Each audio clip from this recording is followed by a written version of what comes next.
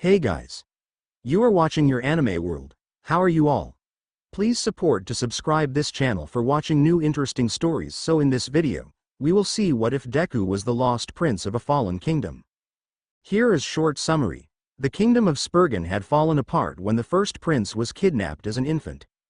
Devastated, the king and queen stepped down from the throne, refusing to produce another heir in fear they would lose the next as well.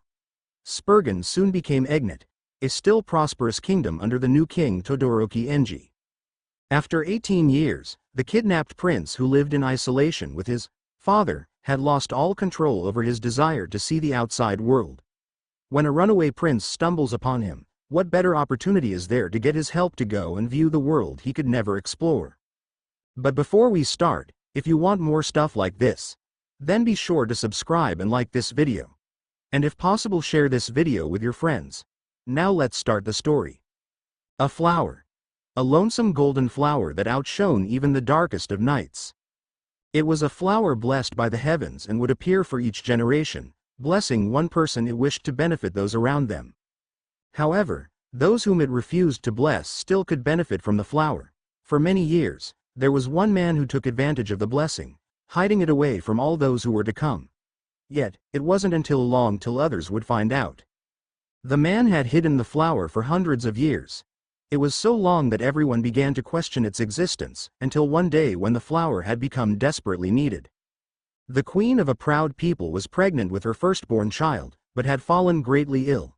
The people set out for the mythological flower that could deem her a blessing in hopes to save her and the future prince. It took a large amount of men to scavenge the land, but their efforts proved fruitful, for they found the flower within a few days.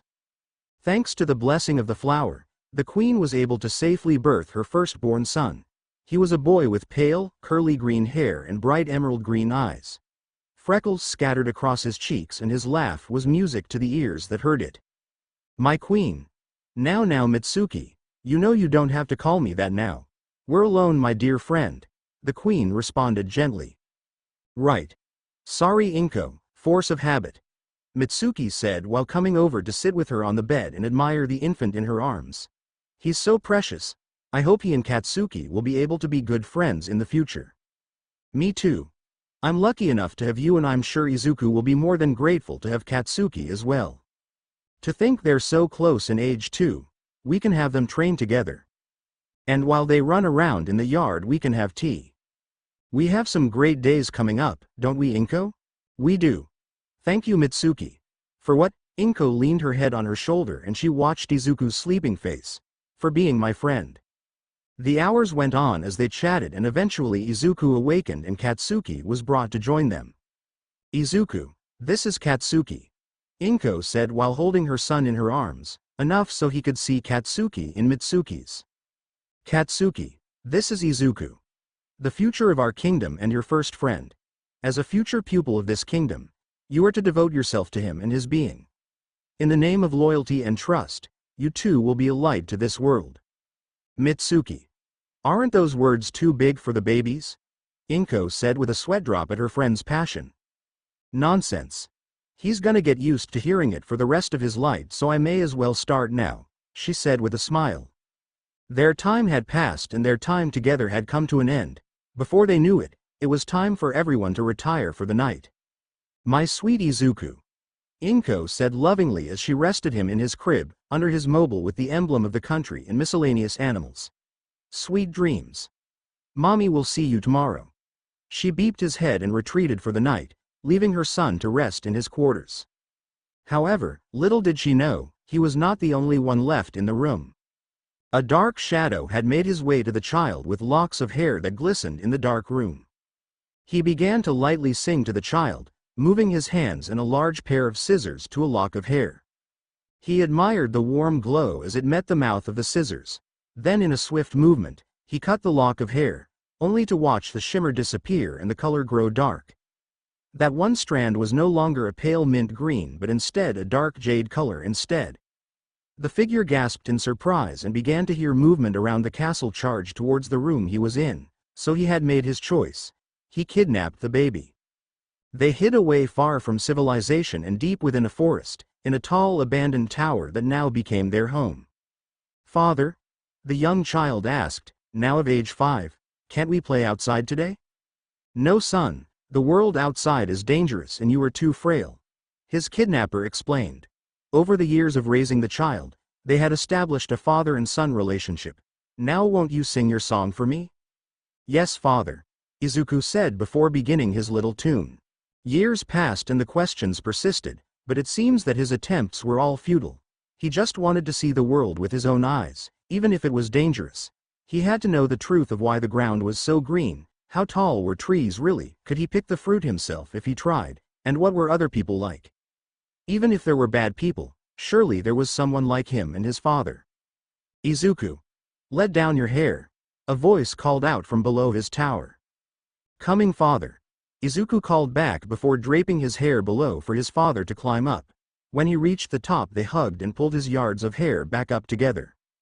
How was your day, son? His father asked. Pretty okay, just the usual, painting, cleaning, cooking, sewing, reading and brushing all this hair. Izuku said. How was your day, father? He asked. Tiring, I must admit.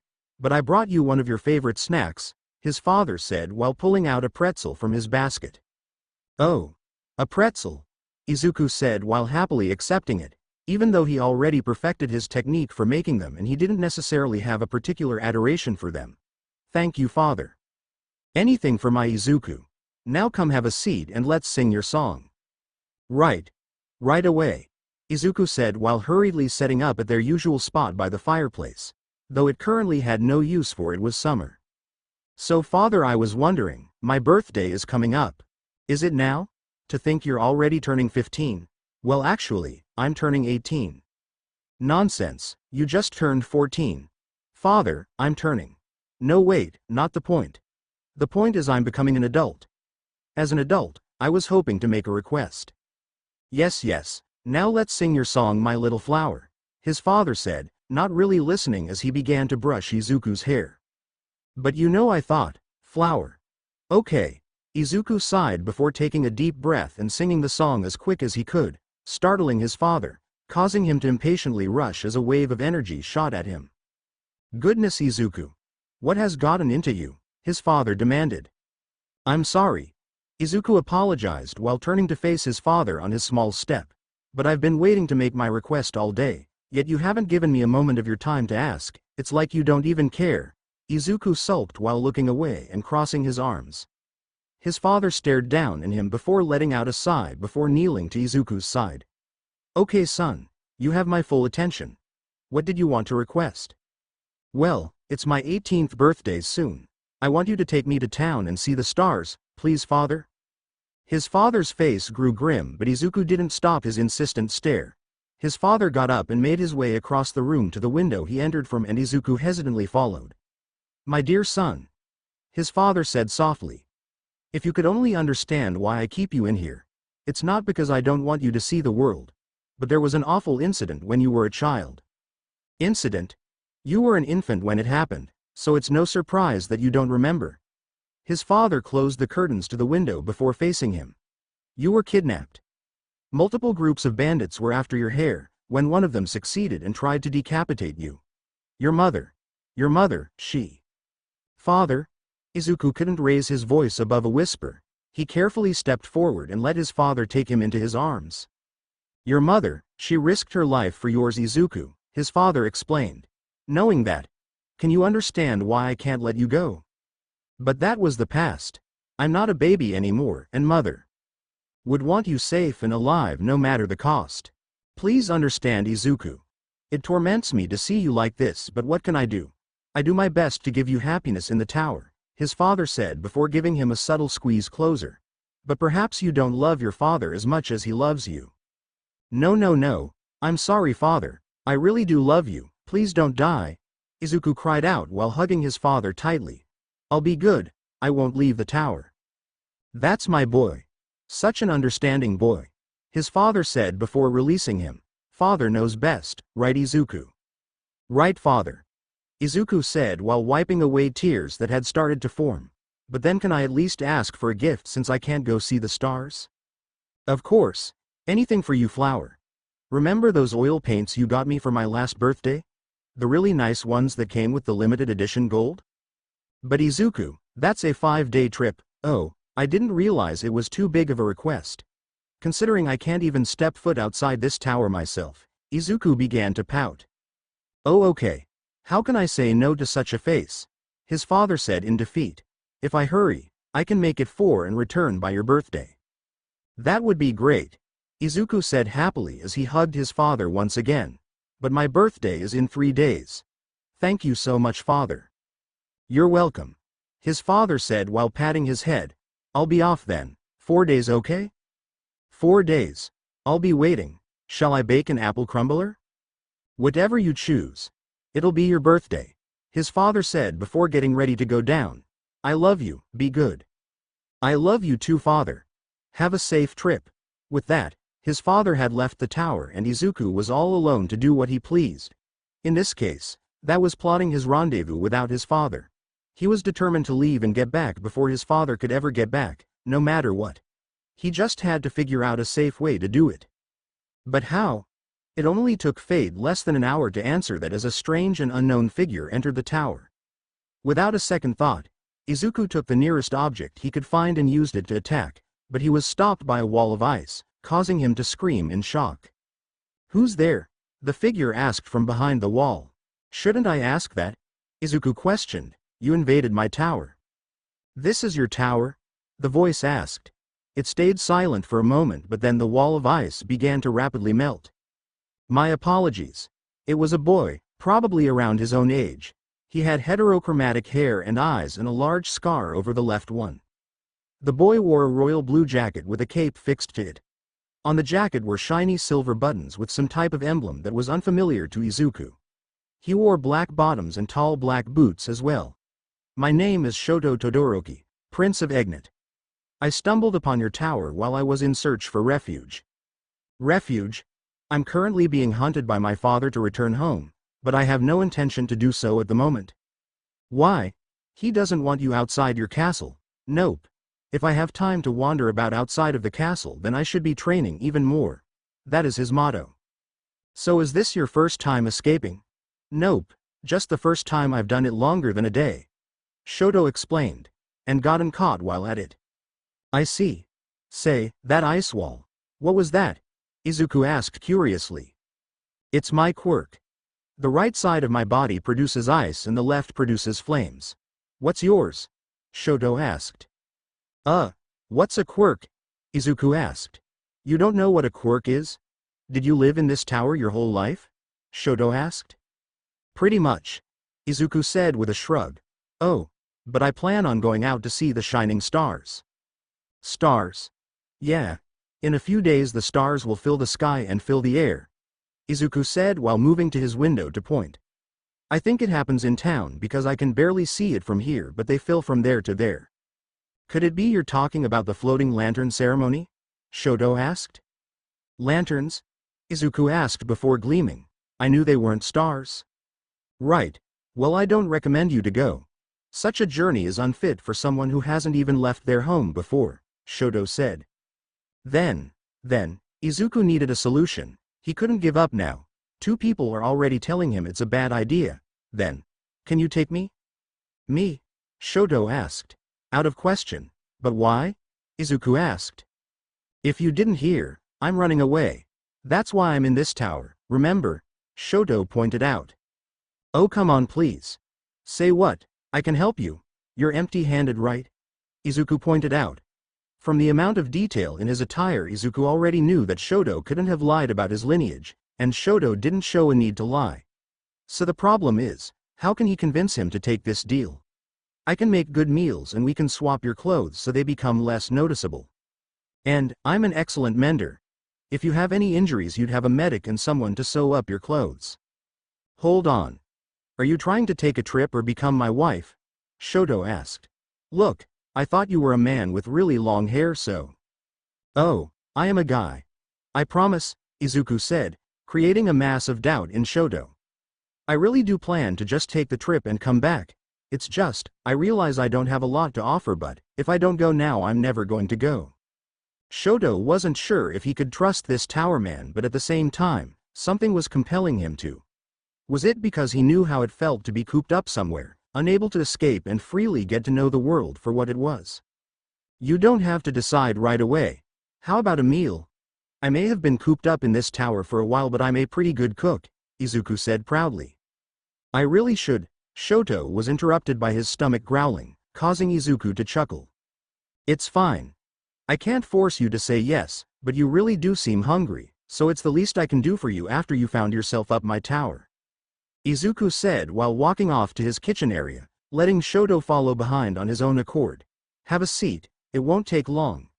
Izuku began to grab miscellaneous ingredients and quickly got to work, filling the air with warm aromas. He quickly moved his things to a smaller pot and settled it to simmer above a fire, letting him prepare other things as well. Your name? Shoto suddenly said, causing Izuku to jump a bit. Sorry, Izuku asked while turning around. You haven't told me your name, Shoto pointed out. Oh, sorry about that. My name is Izuku, Izuku said. Izuku, huh? Shoto said. It was a familiar name, but he couldn't put his finger on why. Got a last name Izuku? Nope. So he was a commoner. Figures. There is no good reason for a noble to live in isolation, but how could a commoner afford a tower? Maybe it was made by his family. Got any family, Izuku? It's just me and my father, your highness. You can call me Shoto. Isn't that rude though? Izuku asked while setting a hot plate of food and a cool glass of water before him. I don't like my title as prince. It's just a reminder of my bastard father, Shoto explained while silently thanking him for the food, taking a careful bite. Izuku watched carefully at his stoic expression before gleaming at the surprised expression he made. Is it okay? Izuku asked while having his own portion in the seat across from him. Shoto nodded and continued to eat. Though his expression was blank, Izuku could see the enjoyment in his eyes. It's no castle food, but I'm glad it's to your liking. You could get a job as a castle cook if you wanted, Shoto said. What an honorable praise, he was cut off by a glare. Shoto, he corrected himself. You said you're also a good medic? Tell me about your knowledge of medical herbs, Shoto asked. Their discussion lasted the meal and Izuku grew nervous as he began to gulp down his water. He set down the cup and firmly stared into Izuku's eyes. I have come to a conclusion, Shoto said, and? Izuku asked. I will take you to see the lanterns on one condition, Shoto said. That is? He asked.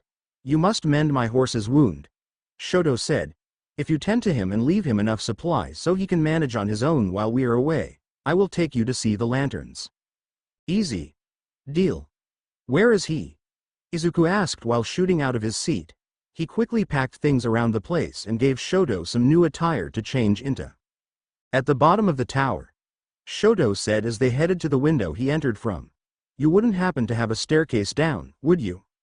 Nope, Izuku said while setting up his hair in its usual position. Here, you can go down first. Huh? Down my hair, duh. I'm not so sure about this. Well, would you rather climb the brick? Well, no, but how do I know I can trust you? Good point, Izuku said while he thought about it. Well, how did you get up here? I used my quirk, Shoto explained. Then just do that again, he put simply, and I will take my hair down. Sound good? I suppose, but are you sure that is safe? Shoto questioned as Izuku stepped onto the edge of the window sill. Sure it is. How do you think my dad gets up here? Izuku said with a laugh as he gave the hair one last good tug and taking a deep breath before jumping down and sliding down the hair like a pole. Holy shish! Shoto began but quickly jumped also, using his ice to create a slide down to the bottom. Once he reached the ground, he looked around quickly while preparing to catch a body, but realized Izuku was no longer in the air. Did he fall into a tree? This is so amazing! Izuku yelled out while running around the tower. I can't believe I'm out. Shoto watched Izuku blankly as he started to roll around in the ground. Have you never seen grass before? Nope. Never, Izuku said while getting up and looking around before running to a tree and hugging it. And this is what a tree actually looks like. You do that, I'll bring my horse over, Shoto said before walking away. When he returned with his horse, he noticed Izuku was missing. Now where did he? You're back? Izuku asked while hanging upside down from a tree branch. What are you doing up there? Shoto asked. You know, climbing trees. I've read about people climbing them, so I had to try it for myself. Izuku said. But I'm not too sure how to climb down. They didn't explain that part in the story. I don't have time for this, just get down, Shoto said with an annoyed sigh. Oh, I got it. I can use my woe, Izuku exclaimed as he lost balance and fell. Luckily Shoto caught him and set him on the ground safely. Thank you. Just heal my horse, Shoto said. Well, what's wrong with him? Izuku asked. An arrow wound on his left hind leg, Shoto said. I tended to most of it, but it can be fatal without an herbalist's help. He moved with Izuku to take a look at the wound, and Izuku gasped in shock that the horse was still able to move, let alone stand before them. I can fix this. But you need to go grab me something, Izuku said. On the other side of the tower there are a lot of boulders. Bring me one of the rocks from there. What do you need a massive rock for? Shoto questioned. Just trust me, Izuku persisted. You have nothing to lose, right? Fine. But if I find you stole my horse, I'll personally behead you myself, Shoto threatened. As you wish, sir nobleman, Izuku said with a roll of his eyes as he made his way to face the horse, petting its head tenderly and comforting it. Shoto watched for a second before leaving to the other side of the tower to fetch the boulder as requested. He took a second, trying to pick one he thought might fit the unknown job, before returning and seeing the horse livelier than before. What did you do? Shoto asked as he set down the boulder before them. Oh, nothing much. I guess you could say it has to do with a quirk. Izuku shrugged. So now we can take him with us, right? Izuku asked. Well, Shoto began, making way to his horse and feeling his expression soften at the lively steed before him. Yeah. It'll shorten our trip as well. He mounted his horse first before extending his hand. You aren't going to run away now? Izuku asked. You kept up your side of the deal. What type of man would I be if I didn't keep up my side? Shoto asked. Izuku found himself grinning at those words and quickly grabbed his hand as he was pulled up along with his many yards of hair. The ride was long and slow, but Izuku sure didn't let it go to waste. He would ask questions about civilization and the people there. If they all were lively folk, or was the town less eventful than he was hoping.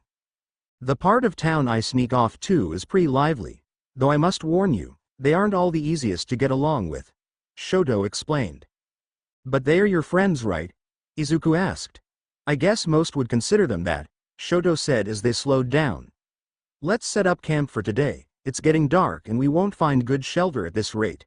He got off first and then helped Izuku down, bringing them deeper within the trees before deciding a spot for them to settle. So, are there many bandits? Izuku asked as he helped set up a fire. Bandits? Shoto asked. Why, are you scared? Well, to say whether I am or not is a bit. Well, you've lived in a tower your whole life, so I don't know what you've imagined them to be like. Shoto reached out and ignited the fire with his left hand. But I've never faced them myself, so I am in no place to judge.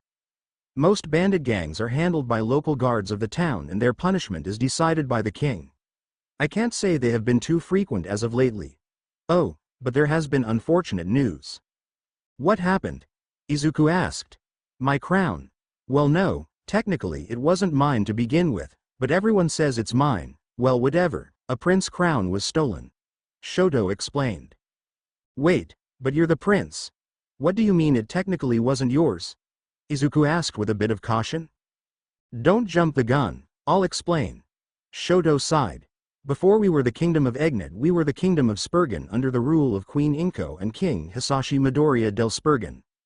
Their child was born not too long before I was, but was kidnapped. Queen Inko refused to birth another heir, so she stepped down and allowed the lady in waiting to take her place.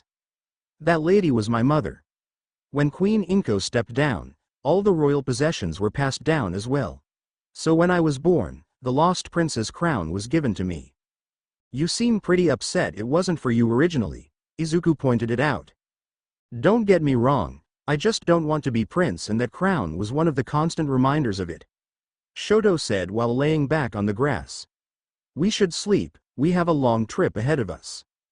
Right, good night Shoto. Izuku said quietly, but when he didn't receive a response, He gave up and rested on the ground, hoping for a peaceful sleep to wash over. Chapter text. Say Shoto. What is this place? Izuku asked as they got off the horse once again. A place we can eat for free, Shoto said, tying his horse's reins before entering with Izuku following behind. He looked around and saw many people making scary expressions at him until someone finally broke the silence. Itodo is back, a blonde-haired boy yelled in excitement. Todo? Todo? No way, Todo brought a chick? Guys, it's rude to use unwanted nicknames. It's been so long. Your Highness Todoroki-sama. Iida, please shut up, my head hurts, Shoto said while holding his head. If you told me I could have helped. The room grew silent as Izuku spoke. Give me a second, let me find you something. You're a boy? Izuku turned and faced the pink-haired girl who stared at him curiously. Are you? I am. Wow, I've never met a guy with such long hair, she squealed. She gently took his hands in her own and held them up. I'm Mina, it's nice to meet you, pretty stranger. My name is Izuku. Izuku replied. Izuku? Mina asked, a bit in surprise. Say Izuku, do you know what gypsies are? Not really. I don't think I've read about those before, Izuku said. That's because people don't like to write about them, a dark-haired girl said as she approached the two. Just like as traveling musicians. The girl extended her hand and Izuku gladly took it as she gave him a firm shake. I'm Kyoka. Nice to meet you, Izuku. Nice to meet you too. So what are gypsies? He asked as they brought him to a table. Me, I am a gypsy. Mina explained as she set out a deck of cards. To most, my traditions seem magical. So I wander and travel sharing my ability with others. She began to spread the cards across the table. Pick as many as you like and format them as you wish, just don't flip them until I say so. Izuku began to do as he was told. You say to most you are magical, so what about the others? I'm a loon who spits acid from her body, she said while grabbing a napkin and using her acid to disintegrate it. But that's just what living with a quirk is like. She waited for Izuku to finish before flipping the cards, only to confuse him because they were blank. They're blank? Izuku asked. No they aren't, Kyoka said. Mina simply smiled before flipping them over and returning them to her deck. That was enough answers for me. I'm wishing you the best, Izuku, Mina said while packing up. Leaving already, Mina? Kyoka asked. Nope, just getting ready for the next thing to happen, Mina said while moving away from the table. Is she really a gypsy? Izuku asked. Of course. Why do you ask? Kyoka asked. I don't know. But from what happened just now, more than magic traditions it was like, he began to mumble, trying to figure it out. Kyoka rolled her eyes before slapping his back, telling him not to think too hard. So why were you with Prince Todo? She asked him. Oh, he and I made a deal, so he's guiding me to the floating lanterns. What? But he's wanted in Egnit. Why are you guys going back? Because we made a deal. If Katsuki finds you guys, she said while holding her head. Katsuki? Izuku asked. He's head of the Imperial Knights and one of our friends, she explained. And right now he's on track to getting Todo back. But isn't he your friend? Doesn't he want Shoto free? His job comes before friendship. Honestly, he could care less about what happens to Shoto, but the king is threatening to do something to Queen Inko if he doesn't act. She let out a long sigh at that. Honestly, our poor queen has been through so much. I noticed you guys still call her queen, but didn't she fall from power? She did, but the people of Egnit are still loyal to her. To be fair, no one likes King Enji Todoroki do Egnit. So he's using Queen Inko's life as a tool? Sadly so. Kyoka shrugged. Now that I think of it, you kinda remind me of her. I do? Izuku asked. Yeah, your expressions are similar, she said with a smile. Even though I haven't seen her in a while. Guys, it's bad. A boy with shoulder-length black hair and big elbows yelled out as he barged in the room. Bakugo and his squadron are here. Everyone froze for a moment before beginning to panic, attempting to hide Shoto and Izuku. Guys, quick! The trapdoor! Iida whispered as the squadron began to barge in. He let Todoroki down first and helped Izuku gather his hair. Thank you for your help. Izuku whispered. Anything for a fellow friend of a friend, he said with a nod, but was stopped by Izuku hugging him and quickly dashing away into the hidden passage. Where is He? Katsuki yelled. Iida sighed and got up after securing the door. Sir Bakugo, I've told you many times to keep your voice down in the establishment, Iida said while setting up a few glasses. Shut up, Four Eyes, I know he was here. His horse is outside and I can still smell him, Katsuki said as he looked around. And who would that be? Iida asked. The stupiding prince that ran away. Katsuki yelled out as he roughly surveyed the area, his men doing the same. If that bitch just beeped it up and came home already, then that even bigger of a king would let Inko free. She's been held captive on the charge of forcing the prince to run away and has been refusing to eat. Then they stopped her visitors, so she is alone and suffering herself. If she dies because of that icy hot bastard, so be it. All you let him out the tunnel. You are all in on it, Katsuki growled. Katsuki, listen. Zip it ears. You don't understand, he's not alone. So he has backup? Even better, all both of them up. He began to storm out of the building with his team, but was stopped as he approached his horse. What do you want, Pinky? Just take this, she said while handing him a card from her deck. The chariot, he read aloud. Take it with you and you'll understand soon enough, Mina said with a smile before heading back into the building. He watched her retreat before clicking his tongue and shoving the card into his jacket. He didn't have time for fortunes with Shoto on the loose, and he knew just where to get him. So that Katsuki guy sure seems nice, Izuku sarcastically remarked. He could still hear Katsuki's screams echo behind them. He's a good guy, don't get him wrong.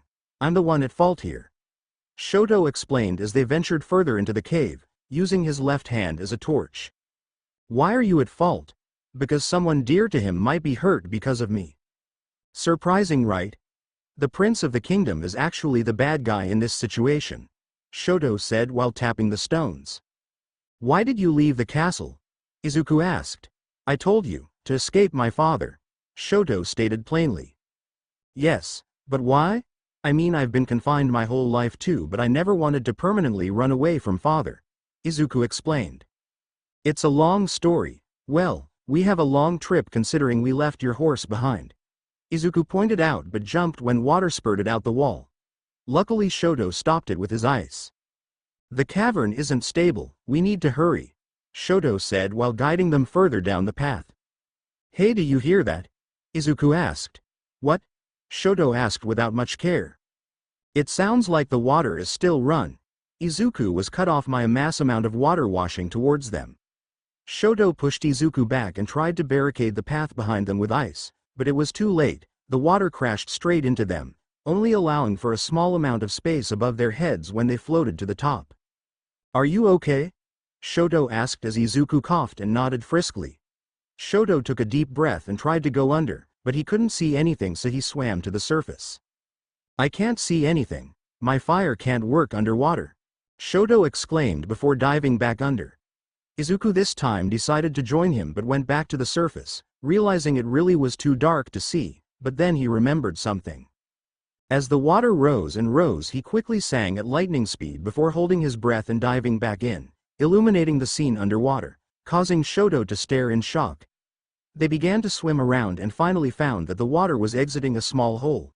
Together, they broke the wall of boulders and washed away with the current, freeing themselves into a stream and pulling themselves into land, coughing in fits as they tried to regain their composure. We made it out alive, Izuku said in relief. Glowing hair? Shoto asked in confusion. I can't believe we survived that, that was awesome, Izuku said proudly. Glowing hair? Shoto, you fixed my horse with glowing hair? Shoto questioned, coughing a bit more. Well, not exactly, Izuku said a bit hesitantly. Then what? Shoto cut himself off with a sharp inhale as he looked to his right palm. Izuku moved to him quickly before looking in shock. You're hurt. I'm fine. I'll just rinse it off and wrap it again. Do you still have all your supplies? Shoto asked while taking his hand back. Most of it, I think so, but I owe you one since you got injured helping me. Let me tend to it, Izuku offered. Okay. But not here. Come with me, Izuku said as they moved into the trees. The sky had already grown dim, so they set up a small fire and settled themselves on an old log. Ow! Does it still hurt? Izuku asked. Well, wrapping hair on a cut doesn't feel pleasant, Shoto pointed out. Right, sorry. Just bear with it for a bit, it'll be over soon, Izuku reassured, holding the hand wrapped in hair carefully before closing his eyes and taking a deep breath. Flower gleam and glow. Izuku's hair began to glow, starting from the roots and approaching the ends slowly. Let your powers shine, make the clock reverse, bring back what once was mine. The light had finally reached Shoto's hand and he felt a warm sensation fill the air. Heal what has been hurt, change the fate's design. Save what has been lost, bring back what once was mine. Nothing felt the same anymore, he was entranced by Izuku's light and voice. What once was mine? A wave of energy washed over Shoto as the light faded away, leaving behind the usual pale green. Izuku slowly opened his eyes, looking up at Shoto before bringing his attention to his hand, carefully unwrapping it and revealing a scarless palm. So this is your quirk? Shoto asked as he admired his palm. Magic healing hair?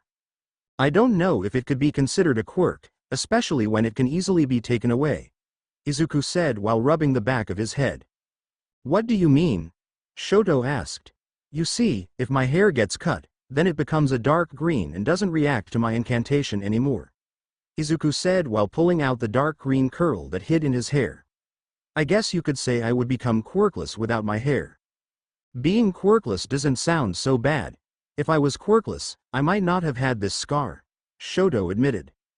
What do you mean? Izuku asked. That was when Shoto began to explain the whole story behind his family. How his father abused not only the rest of his family but also his mother. How the marriage of his mother and father was a quirk marriage. How his eldest brother had gone missing long ago. How the scar on his face was a result of his mother losing her sanity after seeing the constant reminder of her father in him.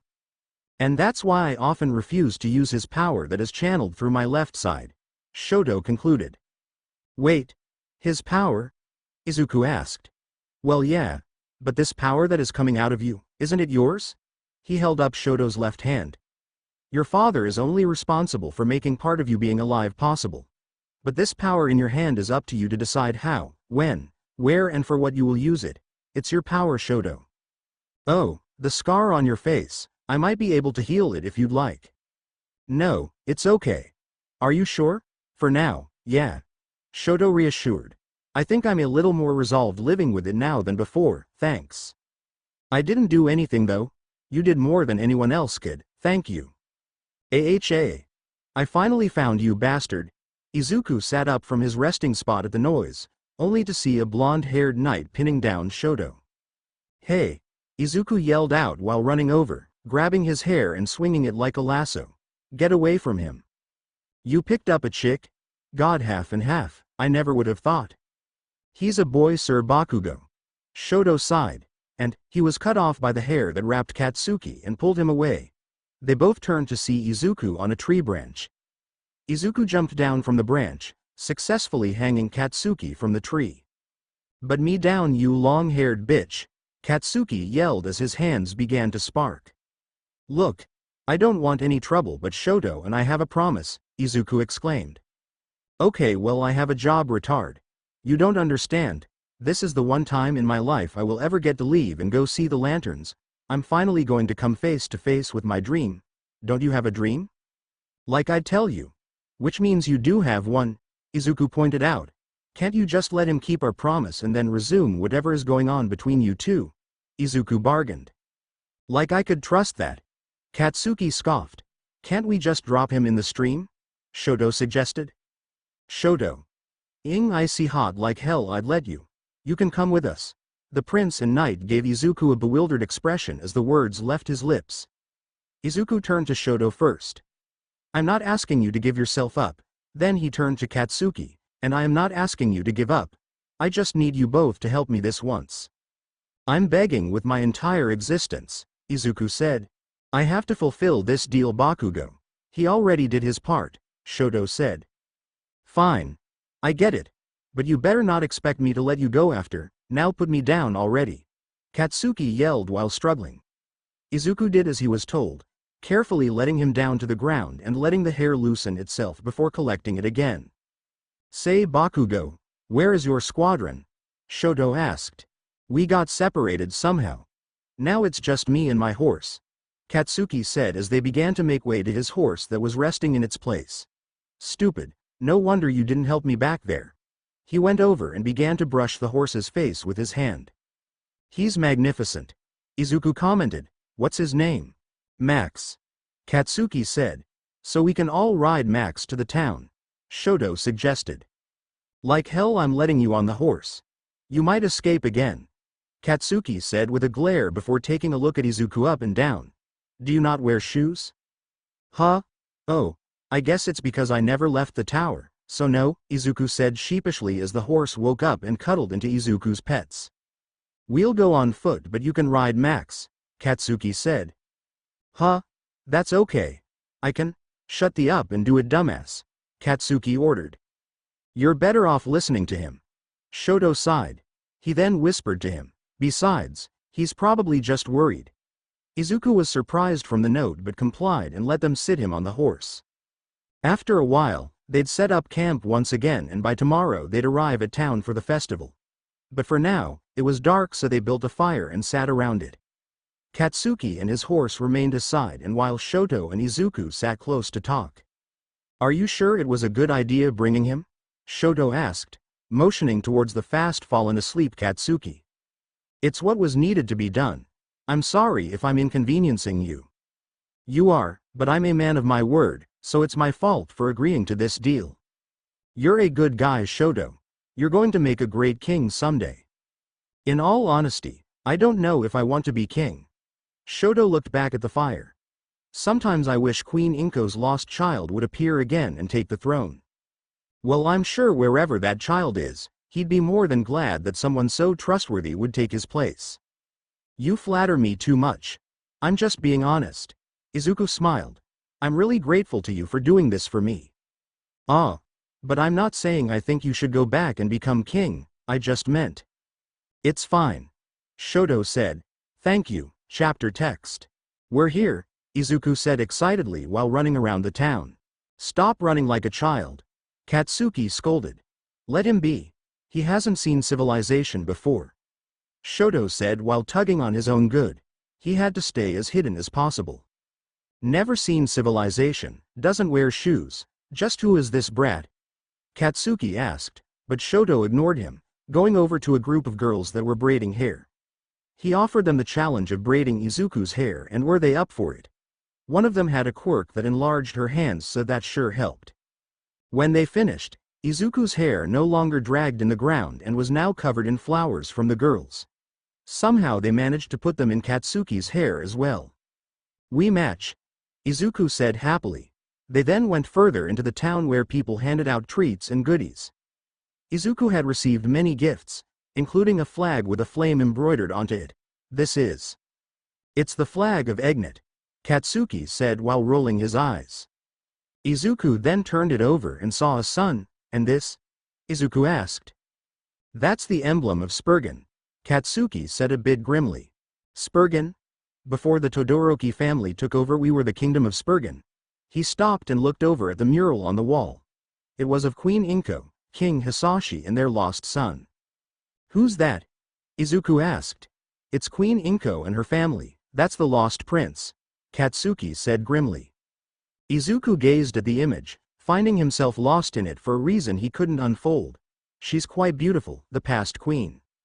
"She still is," Katsuki scoffed before walking away. Izuku quickly followed. Say, I haven't been told how to call you yet."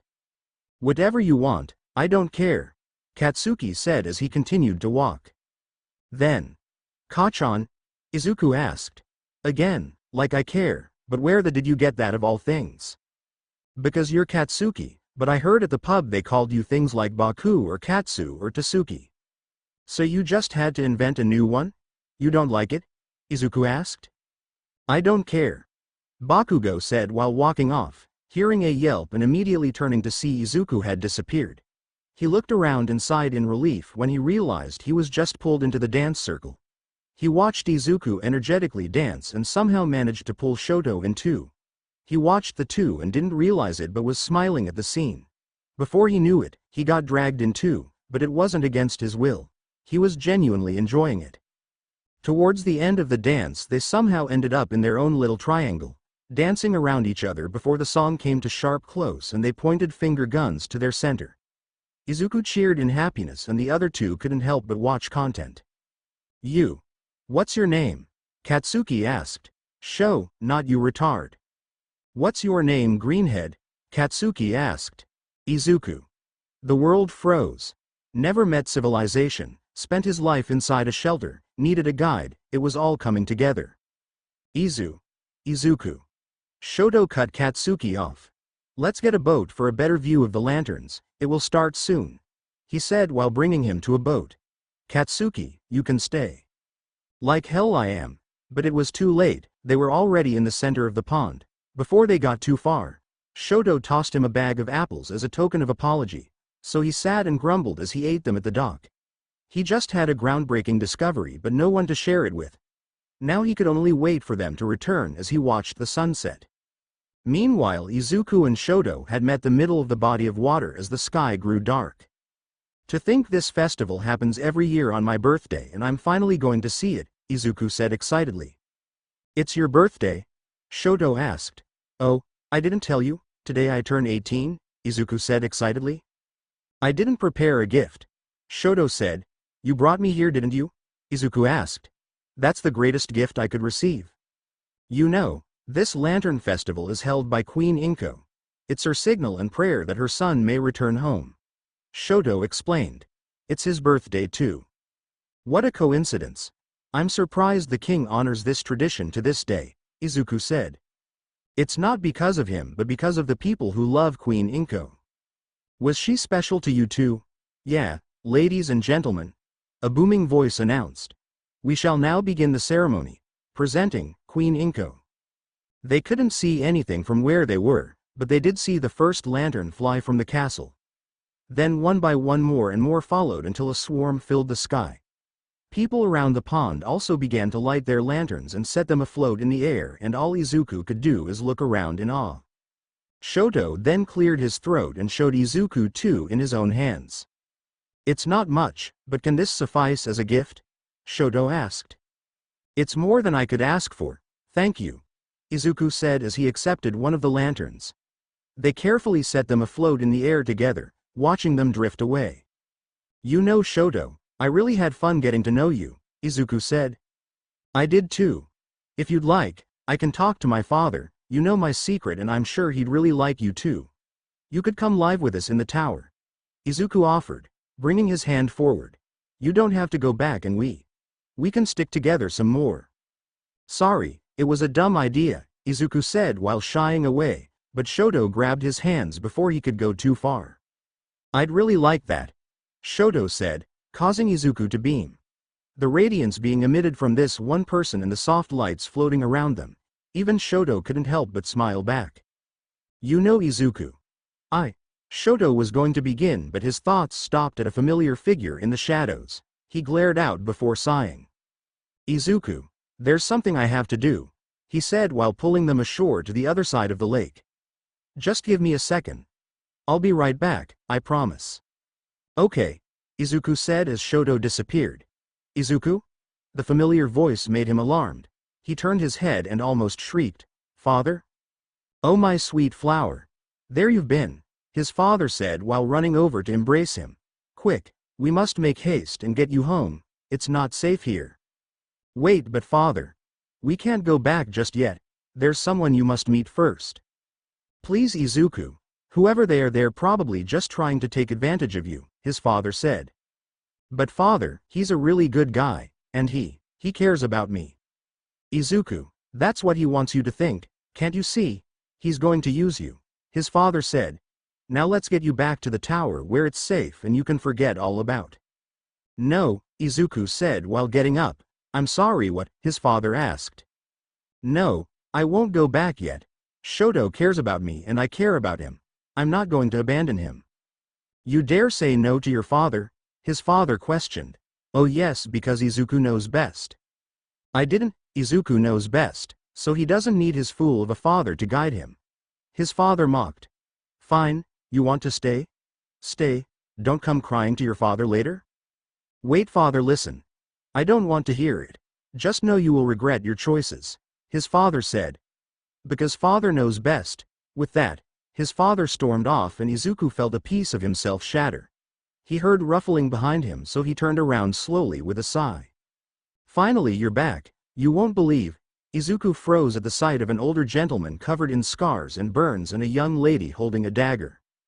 Well, well, well, magical hair and a lot of it too. I wonder how much we can make off this toga. The man pondered aloud. Tons, Dobby. Tons. Especially if we sell his blood along with it.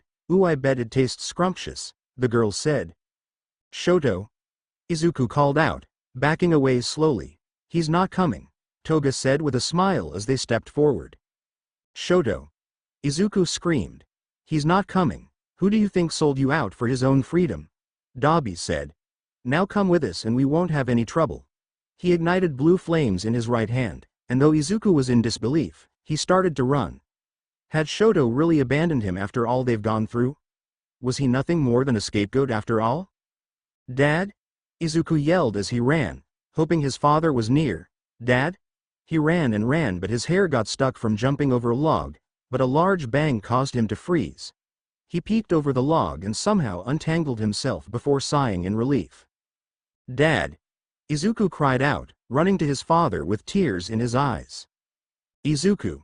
His father exclaimed, taking him into his arms as he threw the gangsters aside. Thank goodness you're okay. Father, I'm so sorry. I should have listened to you. It's okay, Flower. It's okay, his father reassured. Let's go home. NNNG. Shoto grumbled as his eyes adjusted to the light. He took a minute to adjust before turning to his side and seeing his nightstand with a tray of tea and biscuits sitting on it. His nightstand? He shot up and looked around. Without a doubt, he was in his bedroom once again, but how? He got up and looked at himself in the mirror, taking in the sight of his pajamas before pinching his cheek. The sensation of pain letting him understand that this definitely was not a dream. When did I? Your Majesty Prince Shoto Todoroki do Egnit. I ask you to open your chambers. An angered voice demanded as his door trembled from being banged into. The voice was clearly Katsuki. But why was he addressing him so formally? Why were they in the castle? Did Katsuki turn him in? But then where's Izuku? Shoto needed answers, so he hurried to the door and unlocked it, seeing a worn-out and obviously exhausted Katsuki standing at his doorway. Enter. Shoto put simply, making way for Katsuki to storm in before he locked the door behind him. This ought to be good. Look, I got a lot of shit to say to you, Katsuki stated. Because whatever that shit was that led you to this. That was pure bullshit. Now where the hell is the long-haired brat? Wait, you're telling me you don't know? Shoto asked. How the hell would I know? But you're the reason I fell unconscious and was brought back right. Do I look like someone who was even in the castle last night? I've been searching the entire town for you too. Katsuki sighed. I need answers too, so I want you to tell me everything that happened after you guys got on that boat. Shoto began to think, his head hurting slightly. Well, we talked and lit the lanterns and let them fly. But then I saw someone across the pond. It was the guy who kinda assisted my getaway. He looked like he had something to say, so I pulled the boat over and told Izuku to wait, but when I was far from Izuku. What happened? It was hard to recall anything, but his throbbing head reminded him fiercely. I was striked on the head and knocked out. When I woke up, I was in bed. So they were after returning you for a prize? But they helped you escape? Katsuki questioned. Well, the truth is they were bandits. I thought they got caught when we got split up after the guards came after me. Wait, was it a guy covered in scars and a girl with blonde hair and looks like she might bite you? Katsuki questioned. How do you know? Shoto asked. They were locked up last night. I saw them moving to the East Prison on my way here. So they were caught. Was Izuku taken away too? Nope, I checked but they didn't have anyone that matched his profile, but wherever he is, we have to find him. You seem awfully concerned. I would have thought you'd want rid of him as soon as you could. I did? Until I figured something out. That is? Shoto asked. Katsuki looked around before taking a step closer. Izuku is the lost prince. Huh? I know it sounds a bit outrageous, but hear me out. He's never seen civilization till this day. He has never left his home, so he never needed to wear shoes. Pale green hair and dark green eyes. Heck, his name is literally Izuku. Now that you mention it, it was his birthday. And his birthday is the same as the lost prince. We have to find him. But how?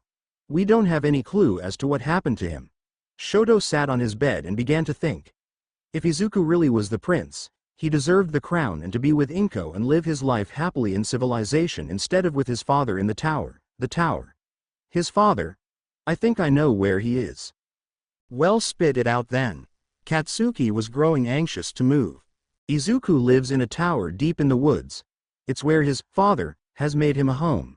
Shoto explained. Father? It must be his kidnapper, Katsuki exclaimed. Well, what are we waiting for? We? Shoto questioned in surprise as Katsuki went to his closet. You aren't going to sit back and watch, are you? Katsuki handed him a fresh pair of slacks and a clean shirt, along with his formal coat and cape. Well, no, but you're gonna just let me out? I'm being punished, aren't I? Shoto said. No shit. That's why you're coming in uniform. This is now official business. Meet me at the stables in 15. Katsuki said simply before heading for the door. I'll be there in 10. Shoto replied firmly, we're coming soon, Izuku. And there. Izuku's father said as he pulled the last flower from Izuku's hair. Finally got rid of the last of those weeds. Now it's like it never even happened. Yeah. Great, Izuku said sadly as he brought his knees up to his chest. His father sighed and sat next to him on the bed, wrapping an arm around him and giving him a squeeze. I know it hurts to have been fooled, but it's hard to know who you can trust in this world, Izuku. His father pet his head tenderly. But at least we'll always have each other. Yeah, thanks father, Izuku said with a small smile. His father smiled back before releasing him to stand. I'll get our food ready. How does beef stew sound? Just perfect. His father smiled at that before leaving the room with the basket full of flowers from Izuku's hair. Once he left, Izuku sighed and flopped onto his back, staring up at his ceiling. He reached into his back pocket and pulled out the small flag from before, holding it out and up to stare at it. He first stared at the symbol of Egnit, remembering Shoto and their time together. Was Shoto all right? Izuku still wanted to believe that he didn't leave without a reason, but it hurt him knowing he wasn't there when he needed him most. Trying to distract himself, he flipped the flag and stared at the other symbol, the emblem of Spergen. It was a golden sun with 8 rays drawn around it, making it resemble a flower. There was something strange about this flag. Why was it so familiar? In the corner of his eye, Izuku then noticed he had drawn the same symbol on his ceiling. It was quite the coincidence, considering how identical it seemed. That was, until he noticed another one. Then another one. Then another one. The cycle continued until he realized he accidentally covered his room in them, but why? That's when the memory of a mobile washed over him. A mobile, a crib, a mother, and a crown. Izuku felt himself jolt up and grab the sheets as he slightly found difficulty breathing. Holy, Izuku. Food is ready. His father called from downstairs. Izuku froze in terror at the sound of the voice. Just who was this man? Izuku? The voice called out. It was getting closer. Izuku quickly stormed out of his room and stood at the entrance. There you are, his father said. Come down, the food will get cold. I'm the lost prince, Izuku said bluntly. What? I'm the lost prince of Spergen. Izuku stopped being silly. Spergen isn't even a kingdom nor country. The nearest one is Egnit. Izuku said. I know, but before that it was Spergen until the lost prince was taken away. That's me. So who are you really? Izuku's eyes didn't waver, so his father glared back before sighing. You just can't make things simple, can you?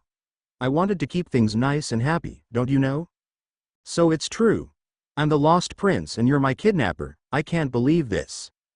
Izuku, I really do care for you, else I wouldn't have raised you so well. Aren't you happy with me? No, not anymore. You kept me from all the things that bring me happiness, like Shoto. I'd rather just leave, Izuku said, starting to storm off but was stopped by long and slimy like tentacles. I don't think so, Flower. Chapter text. This is it? Katsuki asked as the men approached the tower. Circle it. He commanded the men. We can risk an escape. On it, boss man. A blonde with a lightning bolt streak in his hair replied. Denki. Make sure not to lose your head too early, Mina called out. Why are you nerds here again? Katsuki questioned. Because we needed extra support. Shoto reminded. Uraraka. Asui. Shoto called out. You can call us Suyu and Ochako Kiro. Suyu corrected. Right. Pardon me, Suyu and Ochako. I need help getting in and the only entrance is the window. Can you assist me? Shoto asked. Of course, leave it to us, Ochako said.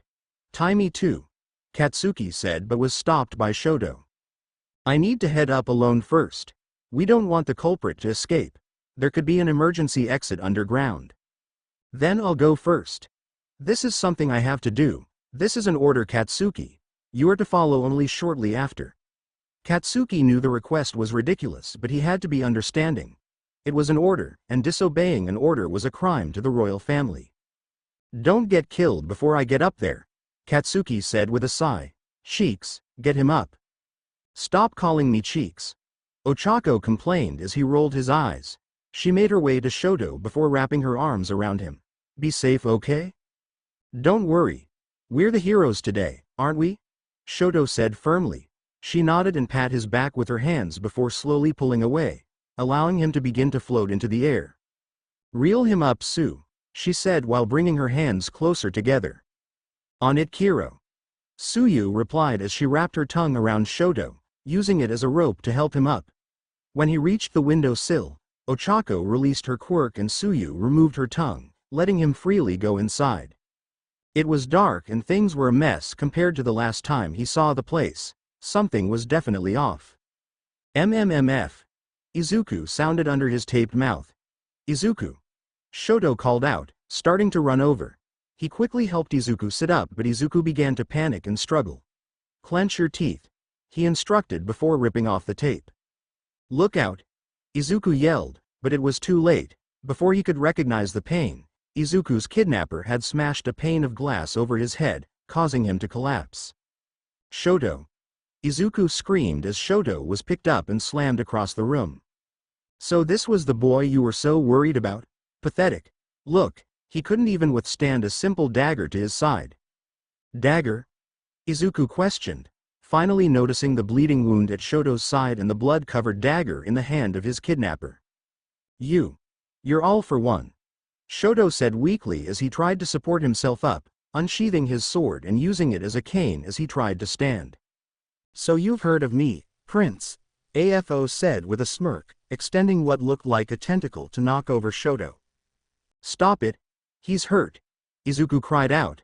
AFO looked back, his eyes making Izuku tremble. Even more so when the knife came up again and stabbed Shoto once more in the stomach.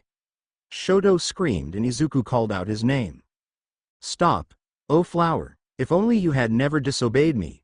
AFO sighed. Then maybe your poor Shoto would have lived. Stop, please.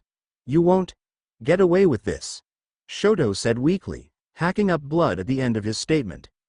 Still alive, huh? AFO asked. Let's end this. Let's make a deal, Izuku screeched. AFO turned to him in curiosity. If you let me heal Shoto, I promise to do whatever you say. I will go with you without complaint. I will never leave and we can do things the way you want. You promise, do you? AFO asked with a smirk. And I never break a promise, Izuku said firmly. Okay Flower, go ahead, but we will leave right after, AFO said while cutting the ropes around Izuku's hands and feet. He let Izuku run over as he sat across the room, watching. Shoto, Izuku called while running over to Shoto's body. It's going to be okay, you'll be alright soon. Izuku carefully lifted Shoto's head as he gathered his hair. Izuku. No, stop. Shoto said. Please Shoto, just let me. Izuku. You can't. Shoto. Izuku scolded, tears running down his face. You know, before my dream came true, I was scared of what would happen next. But then I found a new dream, that was you. So you have to live on, please let me do this for you. Izuku. Shoto said, bringing his hand up to caress Izuku's face. Izuku snuggled into the hand, but his eyes shot open when he felt Shoto reach around him and roughly tug of his hair, taking a large amount of weight away and startling Izuku. Izuku looked down and saw the pale green hair was becoming a dark jade color as it was tossed aside, no longer attached to his head. AFO began to scream, running towards them, but was in too much pain as he began to rapidly decay, stumbling over his own 2 feet as he jumped out the window. Shoto, why would you do that? Izuku screamed. Because you are my dream come true, Shoto said with a small smile before closing his eyes. Shoto, answer me, Izuku cried out, gathering the hair that was removed and holding it to Shoto's chest. Flower gleam and glow. Let your power shine, it wouldn't glow. Save what has been lost, it wouldn't glow. Bring back what once was mine. Izuku's voice broke as it failed to work. He began to sob, holding Shoto's head to his chest, refusing to let him go. Little did he realize that a droplet had fallen on Shoto's scar, and a new light had formed around them. A magic circle appeared on the scar and began to appear all around them. It wasn't till the light was gone and Shoto opened his eyes again did he finally open his own. Izuku? Shoto asked, running a hand into the curly green hair before him. Shoto? Izuku asked, still sobbing. Dark green is a nice color for you, Shoto commented, causing Izuku to laugh a bit before continuing to sob in Shoto's arms. Eventually everyone made it up the tower, and after the remains of AFO were detained they decided to look around and investigate the scene in case there was more than just the kidnapping done. The actual body, however, had vanished to dust, leaving behind only his wardrobe and weaponry. After everyone had scouted the situation, they had returned to the castle where not only the king and queen of Egnit were waiting, but the emperor, former Queen Inko and former King Hisashi as well. Everyone had taken a knee before them, so Izuku followed and did the same, but Izuku was brought to rise by the emperor. Child. You may not know me, but how long have we known of you, young Midoriya? The emperor said. I'm sorry it took so long to find you. Izuku didn't know what to say as he stared up at the man with shining gold hair, as bright as the sun itself. I am the emperor of the kingdom you see before you, and I welcome you home, Izuku Midoriya del Spergen. The man then turned to the teary Inko, who was taking comfort from her husband's arm around her. Lady Inko. The emperor said as he took Izuku's hand, holding it up in his right before extending his left to Inko. If I may reintroduce you to your son. Inko quickly nodded, almost scurrying to take the emperor's hand. The emperor slowly placed the queen's hand in Izuku's and watched as the two teared up before each other. Yup, that's definitely my child. Hisashi had laughed as Inko pulled her son into her arms. You've grown up so much, oh my baby Izuku, I'm so glad you're safe and returned. Me too, Mom. Izuku managed to choke out, not wanting to leave the loving arms of his mom. Emperor All Might. The man with a flaming beard asked. King Endeavor. All Might acknowledged. You can't possibly believe this random beggar is the lost prince. Endeavor pointed out as his wife trembled beside him. But it is. All Might reassured. But how can we be so sure? Endeavor questioned. All Might sighed, knowing Endeavor wouldn't go down without a fight. Your Majesty the Emperor. Katsuki interrupted. Yes, young Bakugo? All Might asked. If we may, we have found the crown. Katsuki said as he rose and let Denki come forward with the crown. The crown of the lost prince? Endeavor asked in shock, but All Might smiled. The stone on the crown was infused with the hair left behind when the prince was kidnapped. It would react if the true prince were to wear it. Please. That won't work. Who knows if the stone is still good? Endeavor reasoned. Watch. Shoto put it on. Put on the crown, Shoto. Young prince. All Might said. If it works, the stone will only react to young Midoriya. If you'd be so kind as to test it first, we would appreciate it kindly. Yes, Emperor All Might. Shoto said before going over to Denki and taking the crown, placing it on his own head. It didn't react, causing most to sigh in relief. Shoto looked around at their reactions before making his way up to Izuku and Inko, who were still holding each other's arms. Prince Shoto, are you sure about this? Inko asked. I've never been more sure, my queen. Shoto said with a smile before taking the crown off his head and placing it on Izuku's, causing it to shine tremendously for a moment, before somewhat dying down. May we be blessed by the truth. All Might said happily. Then, as the humble emperor of this holy land, I proclaim the lost prince Izuku Midoriya found, now as of your title. Emperor All Might, you can't possibly be thinking of giving him the title of crowned prince? Then you'd have to force Queen Inko and King Hisashi back into power, Endeavor complained. King Endeavor. All Might said firmly, causing Endeavor to stop. Had he stepped out of line? Endeavor didn't fear the emperor but refused to get on his bad side for the sake of maintaining power. As to what will happen to Egnit is up to the people to accept, but I wouldn't be giving him anything. All Might explained. Besides, I could never give him something that rightfully belonged to him. Excuse me, Your Holiness? Izuku asked. He's the emperor, not a priest, Katsuki corrected. Ah, Your Majesty? Izuku corrected, hoping he was right. Yes, my boy? It's just, the ground is kinda hot, Izuku began, and they all looked down at his feet, some in shock, the others with a sigh and the rest slapping their foreheads. Oh, well, that won't do at all, All Might said with a smile. Young Bakugo?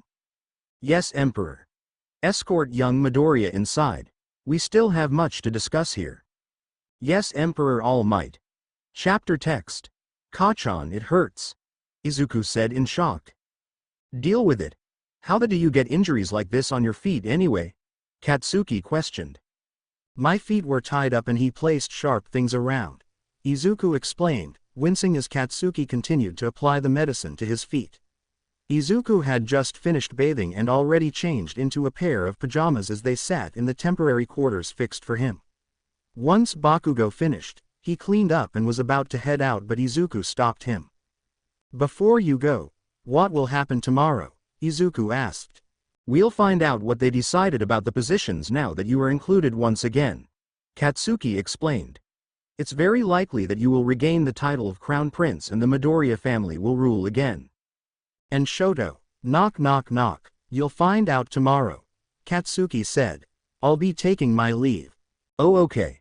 Good night Kachan, Izuku said while lowering his head, obviously anxious of what's to come. Katsuki stared at him for a moment before sighing, reaching into his jacket and pulling out the tarot card Mina had given him before. He grabbed Izuku's hand before placing the card in his hand and taking his leave, letting the person at the door into the room. Hello. Inko greeted at the door. I'm sorry to bother you like this. Oh. Izuku went in surprise, becoming a bit flustered before bowing his head. Ah, you don't have to bow before me, she reassured, while going over to have him rise. I was hoping to have some of your time if you were well enough. Izuku noticed she was nervous and hesitant, but who wouldn't be? She probably didn't know how to act.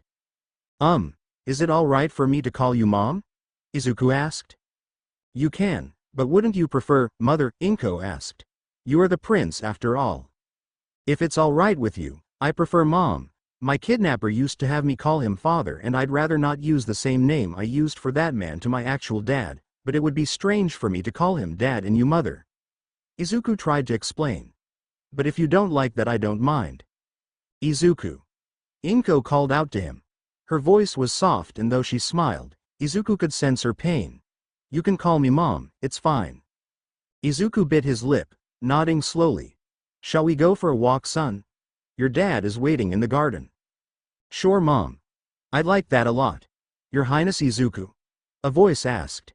Izuku groaned before slowly sitting up, rubbing his eyes. Good morning, Your Highness. My name is Mitsuki Bakugo, the woman said with a smile. Bakugo? Izuku questioned as he carefully looked up at the woman. Her short blonde hair and sharp red eyes definitely reminded him of Katsuki. Could you be related to Kachan? Kachan? She asked in surprise before holding back a laugh. Oh, have you nicknamed my son Katsuki? What an honor. So you are Kachan's mom? Izuku asked. And your mother's lady-in-waiting? She said with a smile. You can call me Mitsuki or Auntie if you'd like. But putting introductions aside, I'm here to help you ready. We have a long day ahead, young prince. We do? Izuku asked as she pulled him up by the hands. Well, of course. Finding the lost prince isn't a light matter, you know. Mitsuki whistled as a storm of butlers marched in, some with toiletries and others with wardrobes. Let's begin, shall we? Finally his reign will be over. Shoto said as he placed a crown on his head. I won't have to worry about wearing one of these anymore. I wouldn't say that, Shoto. You seem to be forgetting something. A girl with wild hair with red streaks said, going over to fix his collar. What do you mean, big sister Fuyumi? He asked. You're in line for the throne of the emperor no matter what happens next. I don't want it. Father wants you to have it. I don't want it. If something were to happen to Izuku. Fuyumi. Shoto yelled, causing her to silence. She sighed and brought him into her arms, petting his head delicately. I'm sorry. I'm just warning you. There's no telling what the future holds. Fuyumi, you're on my side, aren't you? I always will be and always am. I want to be by Izuku's side, not as someone in line for the throne but as someone who can support him. Shoto confessed as he released himself. I hope you can support my decision. I know I can. A voice echoed from the entrance of the room. The two turned their heads in surprise. Mother? Fuyumi questioned. Children, it's time to hear the emperor's decision, their mother said. Mother. Shoto said before slowly approaching her. The mother smiled kindly, watching his conflicted expression. Yes, Shoto? She asked. I'm sorry, he managed to let out. Her smile didn't fade and she reached out to him, taking his left hand in both of hers. Let's go out there proudly, shall we? She asked, wiping away a tear from the corner of her eye. Shoto nodded firmly and extended his arm for her to take. Fuyumi, can you get Natsuo? Of course, mother. Right away, Fuyumi said while happily hurrying out. Let's go, Shoto. It's time to face destiny, his mother said as they made their way out. Which one do I wear, Hisashi? It's been so long since I've made an appearance, Inko asked nervously. Inko, the jewels you wear don't matter. Hisashi tried to reassure her. The people want to see you, not just because of what you're wearing. Knock knock knock. My lord and lady. The butler called from behind the door. His Highness the Found Prince wishes to see you. May he enter? I was just about to go see him, Hisashi said. Let him in. The door slowly opened and the couple stared in amazement at the sight of their son. His curly green hair was pulled back neatly and exposing his face for the world to take in. He wore a full suit including a white shirt, black vest, and a long burgundy coat. His hands were gloved in black along with his legs and feet. On his back was also a black cape trimmed with fur, the emblem of Spergen on the back. Hey Mom, Dad, Izuku greeted but then realized something and bowed. I mean it's an honor too. Izuku, son. Hisashi said with a sigh. We told you already that is unnecessary. Raise your head. Right, sorry. Izuku apologized while straightening himself. Hisashi chuckled. He really takes after you, Inko. Hisashi chuckled to himself. Inko asked, in the middle of pinning a brooch to Izuku's jacket. Inko. Enough with the jewelry, Hisashi scolded. But it looks so good on him, Inko argued, showing off the brooch. Say Izuku, help me pick out my jewelry. I've been pondering so long without a decision. Well, I'm not sure if I can be much help. I've never seen jewels much before. Izuku said, scratching the back of his head. Nonsense. I care for your opinion so I am sure you will make a wonderful choice, she said while pulling him over to the jewelry laid out across her vanity table. Izuku frantically looked between the jewelry and Inko before thinking hard. So hard, the two parents could have sworn there was steam releasing from his head. Inko cut the boy some slack. Hisashi said, Izuku, if it is too difficult then. Actually Mom, I don't want you to take offense at me saying this but, may I make a bit of a judgment based on opinion? Izuku asked. Of course, you don't need to hold back, she reassured him. Well, you think they'll be okay? Ochako asked as she and Tsuyu walked to the ceremonial area where the Emperor All Might would be making his announcement to the townspeople. Many were anxious to know what truth the Emperor would hold out of the blue, but Ochako was simply concerned about how her friends were feeling over the matter. I'm sure they'll be fine, Ochako. Asui reassured her as they found a good spot to stand within the crowd of people. They were offered a place closer with the Knights faction, but the two decided to blend in for the day and take it easy. However, Taking it easy didn't seem like an option when the crowd grew noisier at the sight of the emperor entering, the Todoroki family following to stand at his right and the Midoriya family to his left. Katsuki then entered the scene, guarding the entrance. The press began to yell out questions, demanding the truth and only the truth. They also questioned why the former royal Midoriya family was on the scene. All Might watched them excite themselves before raising a hand, earning their silence. "I'm sorry for urging many of you on short notice to attend," All Might began. "However, fate has blessed us once again. As you know, Sir Hisashi and Lady Inko had once lost their son 18 years ago due to a kidnapping that took place. However, finally after 18 years, the kidnapper was caught and our current Prince Shoto had returned the lost prince home with the help of Sir Bakugo and the Imperial Knights." The crowd was in shock, whispers spreading like wildfire once again. "Therefore, I would like to introduce you, people of Egnit, to Izuku Midoriya del Spergen," All Might said, moving his body to show the entranceway as Katsuki did the same, holding the curtain to reveal some of Izuku's body. Katsuki bowed, nudging his head to the side to let Izuku know to move forward. As he did, he heard the crowd gasp. "Please, join me here, young Midoriya," All Might said, motioning to the spot by his side. Izuku nodded firmly before joining him, taking in the crowd below him carefully. They were in shock, he could tell. It was hard for him to decide what to do, but a single clap reassured him. He followed the sound and noticed it came from the Imperial Guards. Soon they all were clapping and the people had followed as well. Finally, some tension was removed from him. Now, because the rightful heir of the throne has returned, decisions must be made, All Might explained. So after discussion with the Royal Council, we have decided the best course of action. The audience was on edge from anticipation. Even Ochako and Tsuyu, who already had an idea of how this would go, were tense, but how the people would react made them even more nervous. Due to Queen Rei's illness and the return of the lost crown, it has been decided that Lady Inko and Sir Hisashi will return as Queen and King of the Kingdom. King Endeavor will step down and become Chancellor. Izuku Midoriya will be placed as Crown Prince in line to the throne, and the others of the Todoroki family will choose whichever roles they may wish to foretake. This was by decision of the council, however if there is objection you may speak now or forever hold your peace. The crowd was silent. Was it a good silent or bad silent, he couldn't tell. Nothing? Then let us have a few words from the young Prince Shoto Todoroki. All Might said as he stepped back, letting Todoroki come up front adjacent to Izuku. The crowd clapped till Shoto raised his hand. "My people of Egnit, I apologize if I have ever been lacking as prince, but now I am grateful to know you will be in the hands of those with hearts greater than gold and wills stronger than steel."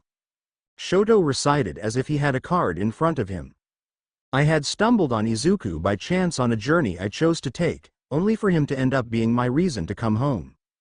I can promise in his stead that he will care for all of you as his own as he did for me. This child who had nothing and knows nothing on selfishness shall be the selfless force to support this kingdom." Shoto then turned to Izuku, so Izuku did the same. "Izuku Midoriya del Spergen, can you promise to me that as prince of this country, you will serve them selflessly with your body and soul, till your time comes to an end and an eternal slumber falls upon you?" Izuku was surprised by the question but didn't hesitate. "I understand. I accept with all my heart and soul that as long as this body is even capable of limping, I will use all of it to act selflessly for the people of our country till I reach an eternal slumber." Everyone was surprised by his firm answer. Where had the shy and nervous Izuku gone? But to Shoto, he wasn't shocked. Instead, he smiled. It was a small smile, but nonetheless it was the biggest smile not even his mother had seen in the longest time. Shoto reached to his own head, taking off his crown before taking a step forward to place it on Izuku's. Izuku's eyes were absorbing everything and Shoto could see it. "I am proud to be the first to publicly say this," Shoto began before kneeling down. "I will forever be loyal to you as a person of your kingdom. May the Lord above send his blessings, the future of our hope, my prince." Izuku watched as the sea of people slowly did the same, as if a wave of impulse washed over him. He then looked around him and saw the men take a knee as the women curtsied deeply. "Please, all of you rise," Izuku requested. "I have yet to prove to you that I am worthy of being bowed before." Everyone slowly rose in surprise. But I promise not to let you down. I will become a prince worthy of being bowed before. Well said, young Midoriya. All Might said while resting a hand on his shoulder. May the kingdom prosper, once again under the name of Spergen. Let's reach beyond infinity. Plus ultra. Plus ultra. The crowd yelled in return chapter text. Izuku. Congrats on your debut, Ochako said while handing him the flowers. Oh. Thank you. Izuku replied while carefully wrapping his arms around the bouquet. You look great, Kiro. We almost didn't recognize you. Tsuyu admitted, causing Izuku to slightly redden. Oh, is it weird? Izuku asked. No way, it's just new. I think it has a good impact, especially for your debut, Ochako insisted. Thanks, this may seem rude of me, but have either of you seen Shoto? I really want to talk to him about something, Izuku asked. Hey, don't be so formal. We're friends, aren't we? Ochako said. We are? We aren't. That's not what I meant, Izuku Kiro. Tsuyu interrupted. She's messing with you, Kiro. At this point, Izuku was flustered beyond relief.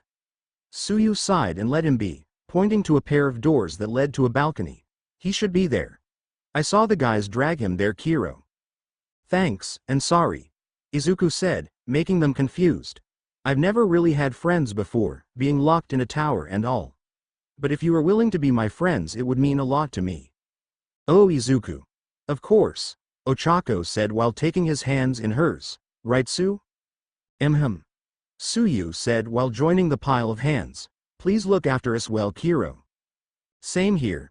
I'll be in your guidance, Izuku said with a smile. Now do excuse me. I should go find Shoto. With that, he began to walk off.